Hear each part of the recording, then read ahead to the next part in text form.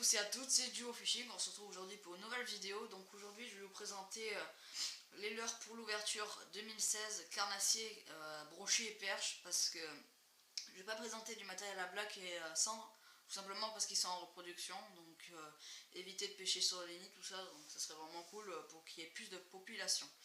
Donc on va commencer tout de suite par les leurres dures, parce que c'est les leurres avec lesquelles je vais moins pêcher, parce que je vais surtout pêcher aux leurres souples moi. Donc on va commencer par un crank, donc un crank Rapala, donc c'est un clacking crank. Donc il a une profondeur de nage de 3 mètres et il pèse 18 grammes, donc un gros crank pour les brochets et la très grosse perche. Donc voilà, un très gros crank, donc avec son système à billes, il fait beaucoup de bruit je trouve quand même. Donc voilà, un leurre à tester pour voir s'il y a du fond ou prospecter.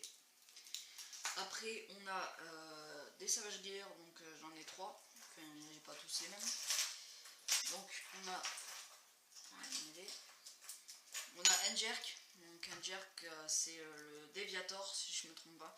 Donc là il est en coloris perche, donc un Deviator 12 cm je crois, 10 ou 12 cm pour 22 grammes, donc un très bon jerk, hein. On va essayer sur les brochets, voir si les gros sont actifs. Sinon on va essayer de prendre beaucoup de petits à l'ouverture avec ça, parce que même les petits brochets se laissent tenter par un gros leurre comme ça, donc on verra. Après on a un foreplay et un swim jerk, donc là c'est un coloris brochet. Donc la particularité c'est qu'il va nager un peu plus en surface et donc à animer en swim and jerk, voilà. Avec des pauses, ça peut être vraiment sympa ce leurre. Après on a un Savage Gear, un foreplay encore, mais cette fois-ci avec une bavette, donc celui-là il va plonger. Un coloris Fire Tiger, surtout quand les eaux sont laiteuses, tout ça, boueuses. Un coloris Fire Tiger c'est toujours cool à avoir dans sa boîte. Même quand l'eau est claire, ça peut très bien marcher sur les brochets. Voilà. Après j'ai un dernier leurre que je vais utiliser un peu plus parce que c'est un leurre que je pense qu'il peut vraiment bien marcher. Donc c'est un spinnerbait, donc c'est un bouilla, donc en 20 grammes, je sais pas s'il fait 20 grammes ou un truc comme ça, avec des très grosses palettes, donc c'est à dire qu'il va déplacer vraiment un gros volume d'eau. Et son armature elle est vraiment très solide, donc c'est à dire que même sur les gros brochets, voilà, ça pourra tenir. C'est vraiment un très bon spinner parce que je le trouve vraiment bien. Et ça peut être vraiment sympa sur les brochets. Voilà, maintenant on va passer aux leurres souples. Donc là on va passer un peu sur la perche. Donc là j'ai des petits finesses, donc c'est des Daiwa, c'est des Detail, donc c'est un très bon leurre pour la perche finesse. Voilà, un coloris Orange Shiner, voilà, un très bon coloris qui m'a fait prendre beaucoup de perches l'année dernière.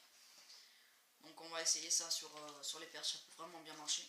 En drop shot ou en TP simple, ça peut très bien marcher, même en texan, ça peut être vraiment bien.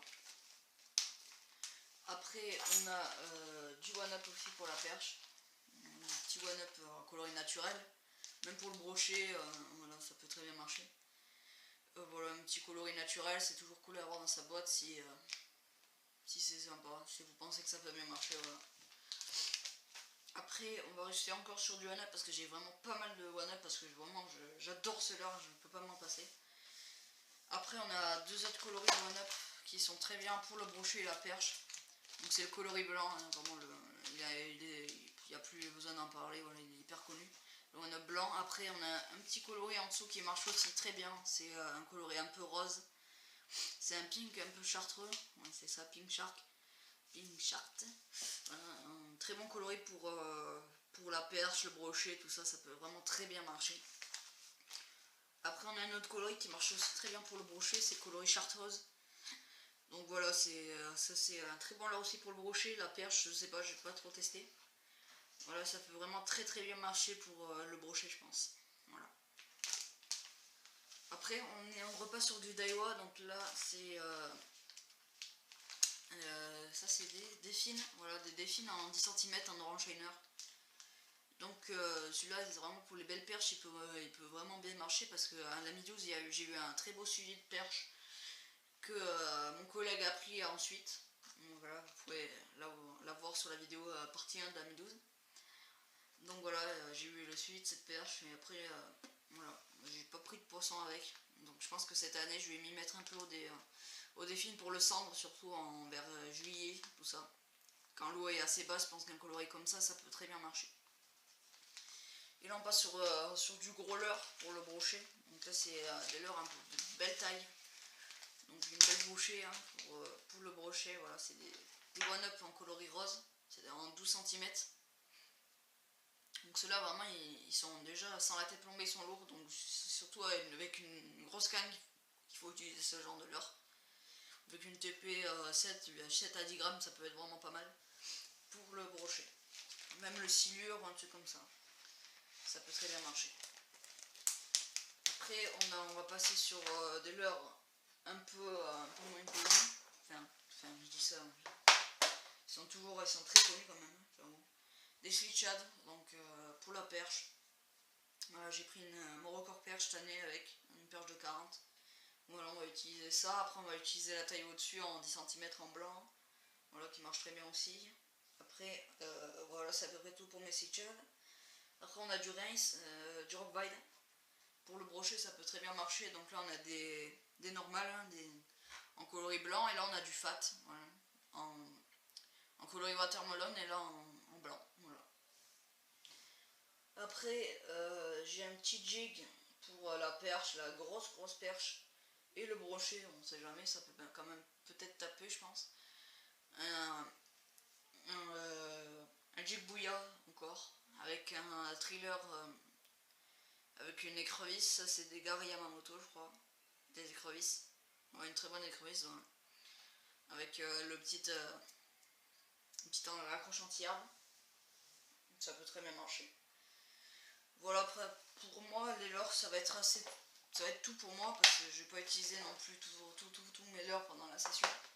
Ça c'est ma petite sélection, donc il y a pas mal de leurres quand même pour m'adapter.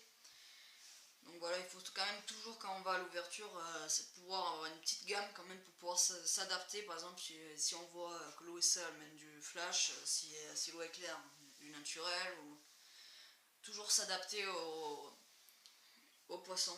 Donc voilà, c'est à peu près tout pour mon matériel, pour l'ouverture. Et je vais vous laisser sur ceci, n'hésitez pas à liker et abonnez-vous et on se retrouve pour l'ouverture. Ciao tout le monde.